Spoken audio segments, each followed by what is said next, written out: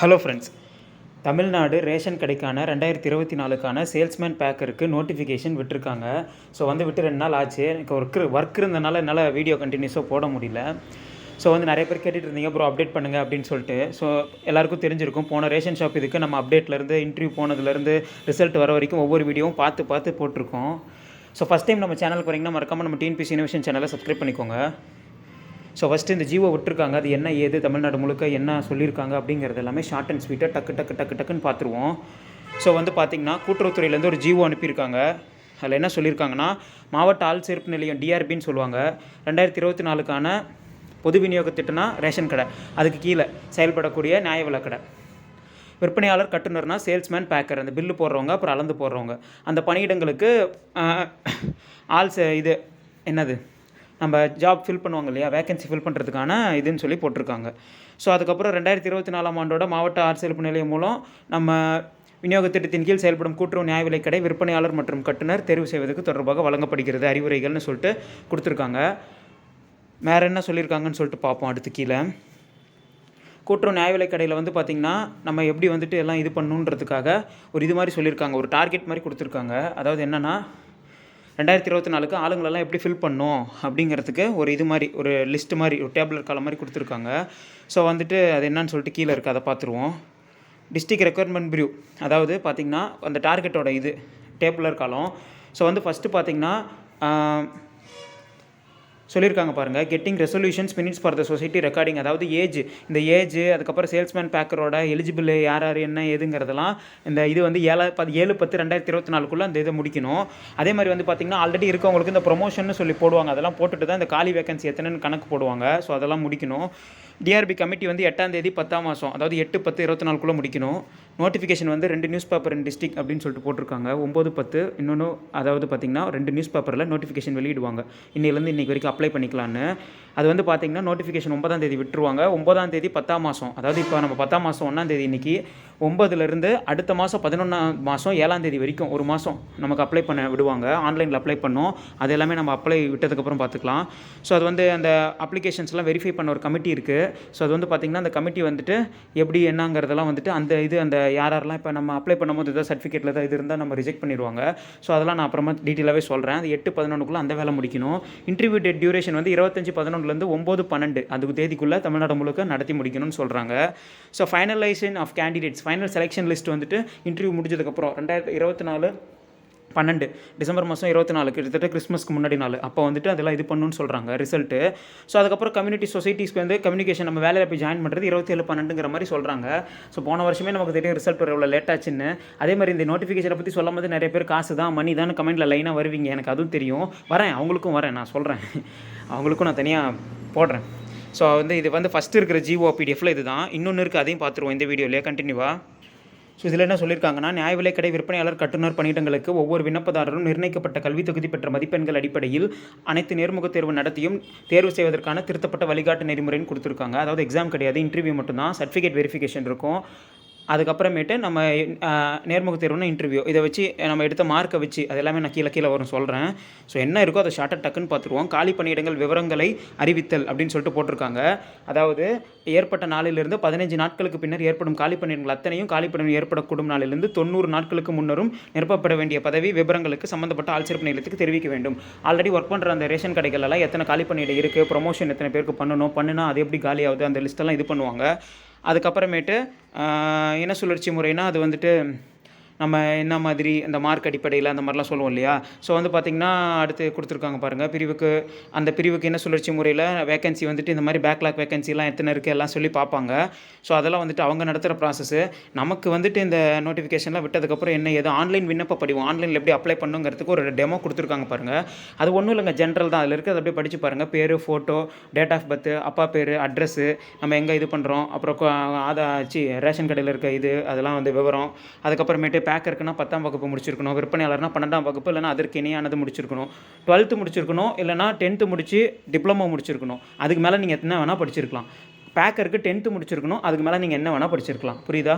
தெளிவாக சொல்லிடுறேன். நிறைய பேர் 12th போட்டிருக்கு, நான் டிப்ளமோ மட்டும்தான், diploma BE, 12th BE, 12th degree இந்த மாதிரிலாம் நிறைய சொல்லுவீங்க, அதுக்காக சொன்னேன். ஸோ கட்டுனர்னால் இந்த மாதிரி எல்லாம் போட்டிருக்காங்க பாருங்கள். அது வந்து அப்ளிகேஷன் ஃபார்மு, அப்புறமேட்டு ஜெண்டரு, குடியுரிமை, வேறு எதாவது நமக்கு இந்த வீடியோ எக்ஸ் சர்வீஸ் மேனு, அதுக்கப்புறமேட்டு இந்த ஹேண்டிகேப்டு இவங்க எல்லாத்துக்குமே வந்துட்டு பார்த்திங்கன்னா டிரான்ஸ்ஜெண்டரு இவங்களுக்குலாம் தனித்தனி இது இருக்கும். அவங்களுக்கு கேட்டகரிக்கு தகுந்த மாதிரி phone number, mail ID, sign, signature இதெல்லாம் இருக்குது. இது அப்ளிகேஷன் விட்டுறப்போ இதை பார்த்துக்கலாம். ஸோ வந்து பார்த்திங்கன்னா விற்பனையாளர் சேல்ஸ்மேனுக்குனா ₹150, பேக்கருக்குன்னா ₹100 வந்து ஃபீஸு. அது வந்துட்டு பார்த்திங்கன்னா எஸ்சி, எஸ்டி, மாற்றுத்திறனாளி, விடோ இவங்களுக்குலாம் ஃபீஸ் கிடையாது. மொதல் 2 வாட்டி மட்டும், அதுக்கப்புறம் ஃபீஸு. ஸோ டிஆர்பி மூலம் தான் இந்த வேலைலாம் இது பண்ணுறாங்கன்னு சொல்லிட்டு போட்டிருக்காங்க. வேறு என்ன சொல்லியிருக்காங்க? சரிபார்ப்பு குழு, ஸ்க்ரீனிங் கமிட்டின்னு ஒரு கமிட்டி வச்சுருக்காங்க. அவங்க தான் வந்து நம்ம அப்ளை பண்ணுறத ஆன்லைனில் சரி பார்க்குறதுக்குன்னு ஒரு கமிட்டி வச்சுருக்காங்க. ஸோ அந்த கமிட்டி தான் வந்துட்டு எல்லாம் வந்துட்டு இவங்களாம் ஓகேவா என்ன ஏதுன்னு சொல்லிட்டு எல்லாம் சரி பார்ப்பாங்க. ஸோ அப்ளிகேஷன் சரி பார்த்து தான் அவங்கள வந்து இது அனுப்புவாங்க கால் லெட்டர் இன்டர்வியூக்கு.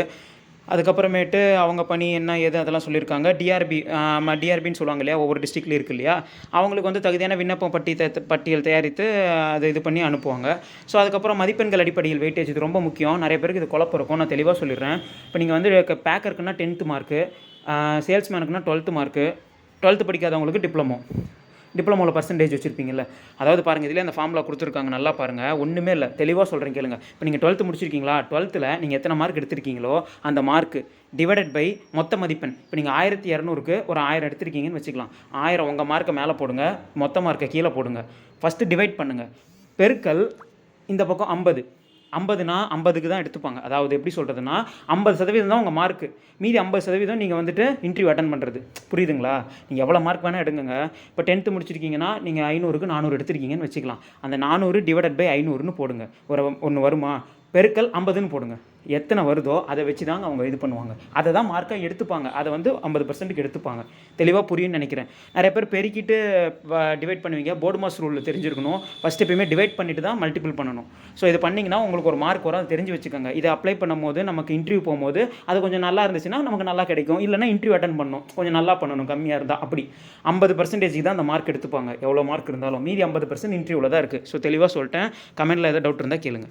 ஸோ அதுக்கப்புறமேட்டு பார்த்தீங்கன்னா அதே மாதிரி தான் 10th கொடுத்துருக்காங்க. சான்றிதழ் சரிபார்ப்பு ஃபஸ்ட்டு நீங்கள் ரேஷன் கடை இன்டர்வியூ போனவங்களுக்குலாம் தெரிஞ்சிருக்கும், போகிறவங்களுக்கும் சொல்கிறேன். சர்டிஃபிகேட்டில் வெரிஃபை பண்ணுவாங்க. ஒன்று கூட மிஸ் ஆகக்கூடாது, தப்பாக இருக்கக்கூடாது. எது குளறுபடி இருந்தால் உங்களுக்கு வந்து அது ஒரு இதாகும். அதை நீங்கள் சரி பார்த்தா தான் நீங்கள் இன்டர்வியூக்கே அடுத்து உள்ளே போக முடியும். ஸோ நேர்முக தேர்வு, உங்கள் ரேஷன் கடையில் என்னென்னலாம் இருக்குது, என்ன ஏது எப்படி வேலை செய்வேன் எல்லாமே கேட்பாங்க. நானும் அட்டன் பண்ணியிருக்கேன். அதுக்கான எப்படி சொல்கிறது, ஒரு மாடல் பிடிஎஃப்லாம் கூட நான் வச்சுருக்கேன். நான் அடுத்தடுத்து அப்டேட் பண்ணுறேன். என்னால் கொஞ்சம் வேலையில் இருக்கனால சரியாக வீடியோ போட முடியல. கண்டிப்பாக நான் ரெகுலராக உங்களுக்கு எல்லா அப்டேட்டும் கொடுக்குறேன். ஸோ அதெல்லாம் நம்ம அப்புறமேட்டு பார்த்துக்கலாம் அப்ளை பண்ணதுக்கப்புறம். நெக்ஸ்ட்டு ஸோ அதை நான் சொன்னதை அப்படியே சொல்லியிருக்காங்க பாருங்கள். மீதமுள்ள 50 மார்க் வந்து நேர்முக தேர்வில் தான் எடுப்பாங்க. ஸோ அதுக்கப்புறமேட்டு இந்த சராசரி வச்சு இது பண்ணுவாங்க. இறுதி செய்தர் வெளியீடு பட்டியல் இறுதி செஞ்சு அவங்களாம் வந்து லிஸ்ட்டை வெளியிடுறது, அதெல்லாம் இன்டர்வியூக்கு அப்புறம் இறுதி தரவு பட்டியல் வெளியிட்டாங்கன்னா அதுக்கப்புறம் யார் செலக்ட் ஆயிருக்காங்களோ அவங்களுக்குலாம் டைரெக்டாக வேலை. ஸோ அதுக்கப்புறமேட்டு தேர்வு செய்யப்பட்ட விண்ணப்பதாரர்கள் சங்கத்திற்கு ஒதுக்கீடு செய்தல் அப்படி இப்படின்னு சொல்லியிருக்காங்க. இதெல்லாம் நமக்கு தேவையில்லை. காத்திருப்போர் பட்டியல், பேக்லாக் வேகன்சி, தேர்வு செய்யப்பட்ட விண்ணப்பதார் தெரிவினை தற்காலிகமாக நிறுத்தி வைத்தல். ஏதாவது நம்ம வித் ஓல்டுன்னு சொல்லிட்டு வரும், ஏதாவது நம்ம தப்பாக பண்ணியிருக்கோம், இல்லை நம்ம ஏதாவது எக்ஸ் சர்வீஸ் மேனு விடோவாக இருக்கும், இல்லைனா வந்துட்டு நம்ம ஏதோ ஒரு டிரான்ஸ்ஜெண்டர் மாற்றுத்திறனாளியாக இருக்கும், சர்டிஃபிகேட் எதுவும் கொடுக்காம இருக்கணும், அந்த வித்தல்டு கேட்டகரி வரும். இப்போ கூட விழுப்புரம் கள்ளக்குறிச்சி வந்துச்சு இல்லையா, அவங்களுக்குலாம் தெரிஞ்சிருக்கும். அதுக்கு முன்னாடி வந்தவங்களுக்கும் தெரிஞ்சிருக்கும். ஸோ அதுக்கப்புறமேட்டு இதெல்லாம் ஓகே, இதெல்லாம் ஜென்ரல் தான். முக்கியமானது என்ன இருக்குன்னு சொல்லிட்டு பார்த்துருவோம். நம்ம 90 நாட்கள் வேலை வாய்ப்பு, நேர்முக தேர்வு இதெல்லாம் எதுவுமே நமக்கு தேவையில்லைங்க. நம்ம முக்கியமாக என்னவோ அதை மட்டும் பார்த்துருவோம். ஏன்னா 20 பக்கம் இருக்குது, நம்ம ஷார்ட்டாக முடிச்சிருவோம். வீடியோவில் நம்ம என்னென்ன முக்கியமானதோ அதை மட்டும் 10ஆம் வகுப்பு +2க்கு இணையான கல்வி தகுதி, அதை விட அதை இப்போ நல்லா தெரிஞ்சுக்காங்க. நிறைய பேர் 10th 12th தான் போட்டிருக்கு. நான் நிறையா படிச்சிருக்கேன். நீங்கள் PhD கூட படிச்சிருங்க, வரதுனா அந்த உங்கள் விருப்பம். நீங்கள் 10th படிச்சிருந்தா குறைஞ்சபட்சம் 10th, குறைஞ்சபட்சம் 12th சேல்ஸ்மேன் பேக்கருக்கு, அதிகபட்சம் நீங்கள் என்ன வேணால் படிச்சிருக்கலாம். அது உங்கள் விருப்பம். நான் இன்ஜினியர் படிச்சிருக்கேன், அப்ளை பண்ணலாமா பண்ணக்கூடாதுன்னு சொல்கிறாங்க. அப்படிலாம் கிடையவே கிடையாது. அதெல்லாம் எதுவும் நம்பாதீங்க. அதே மாதிரி வந்துட்டு பார்த்திங்கன்னா எதனா ஒரு பொது இடத்துல வந்து மாவட்ட ஆட்சியர் பணி நிலையத்தில் நடத்தப்பட வேணும். அது டிஆர்பி ஆஃபீஸில் நடக்கும். அதெல்லாம் நமக்குலாம் தெரிஞ்ச விஷயம் தான். அதெல்லாம் போக போக உங்களுக்கே புரிஞ்சிடும். வேறு இதெல்லாம் எல்லாமே ஜென்ரல் பாயிண்ட்ஸ் தான். முக்கியமான பாயிண்ட் என்ன இருக்குது லாஸ்ட்லன்னு சொல்லிட்டு பார்ப்போம். அவ்வளோதான், நம்ம இது முடிஞ்சிருச்சு. ஸோ வந்து பார்த்திங்கன்னா இதாங்க இப்போ வந்துட்டு ஒரு இதுதான் விட்டுருக்காங்க. இந்தந்த டேட்டில் நீங்கள் வந்து ஆள் எத்தனை பேர் இருக்குன்னு சொல்லிட்டு எடுங்க. இந்தந்த டேட்டுக்குள்ளே நீங்கள் ஒரு கமிட்டி போட்டு முடிவு பண்ணுங்கள். எத்தனை வேகன்சி இருக்குன்னு சொல்லிட்டு பாருங்கள், ப்ரொமோஷன் போடுங்க, எவ்வளோ காலி பண்ணிட்டு இருக்குன்னு சொல்லிட்டு எங்களுக்கு ஒரு லிஸ்ட்டு கொடுங்க. அதை அதுக்கப்புறம் நாங்கள் நோட்டிஃபிகேஷன் இத்தனை காலி பண்ணிட்டு இருக்குன்னு ரிலீஸ் பண்ணுறோம். அதுக்கப்புறம் இந்த டேட்லேருந்து இந்த டேட் வரைக்கும் எல்லோரும் ஆன்லைனில் அப்ளை பண்ணலாம். அதுக்கப்புறம் இந்த டேட்லேருந்து டேட் வரைக்கும் இன்டர்வியூ வைக்கலாம். இன்டர்வியூவில் சர்டிஃபிகேட் வெரிஃபிகேஷன் இருக்கும். அதுக்கப்புறம் இன்டர்வியூ இருக்கும். எக்ஸாம்லாம் கிடையாது. எக்ஸாம் இன்டர்வியூ முடிஞ்சதுக்கப்புறம் அடுத்த கொஞ்சம் நாள்லேயே நமக்கு ரிசல்ட் இருக்கும். ரிசல்ட்டுக்கு அப்புறம் வேலையில் ஜாயின் பண்ணுற மாதிரி இருக்கும். இவ்வளோ தான் மேட்ரு. ஸோ இதில் உங்களுக்குலாம் நிறைய குழப்பம் இருக்கும். இருக்கும், ஏகப்பட்ட கேட்டகரியில் இருப்பீங்க. எல்லாமே கமெண்ட்டில் போடுங்க. அடுத்தடுத்த வீடியோவில் உங்களுக்கு எல்லாமே புள்ளி விவரத்தோட உங்களுக்கு நான் என்னென்ன வேணுமோ உங்களுக்கு இன்டர்வியூ வரைக்கும் ரிசல்ட் வரைக்கும் இல்லை உங்களை வேலை வரைக்குமே இதுக்கு முன்னாடி வீடியோவை பார்த்தவங்களுக்கும் தெரியும், என்னை ஃபாலோ பண்ணவங்களுக்கும் தெரியும். நம்மளை போடுறது எல்லாமே ட்ரூவாக தான் இருக்கும். அதாவது உண்மையை மட்டும்தான் அப்படியே போடுவோம். நம்ம சும்மா வீடியோக்காக எதுவும் போட மாட்டோம். ஸோ அப்படியே உங்களை நான் வேலைக்கு கூட்டிகிட்டு போய் விடுற வரைக்கும் நான் உங்களுக்கு கைட்லைன்ஸ் பண்ணுவேன். அப்படியே நீங்கள் வந்து கவலைப்படாதீங்க. உங்களுக்கு எந்த டவுட்னாலும் கமெண்ட்டில் சொல்லுங்கள். கண்டிப்பாக நான் சீக்கிரம் வீடியோ போடுறேன். நம்ம சேனல் டிஎன்பிசி இன்னோவேஷன் சேனல். மறக்காமல் நம்ம சேனல் சப்ஸ்கிரைப் பண்ணிக்கோங்க. Thank you friends.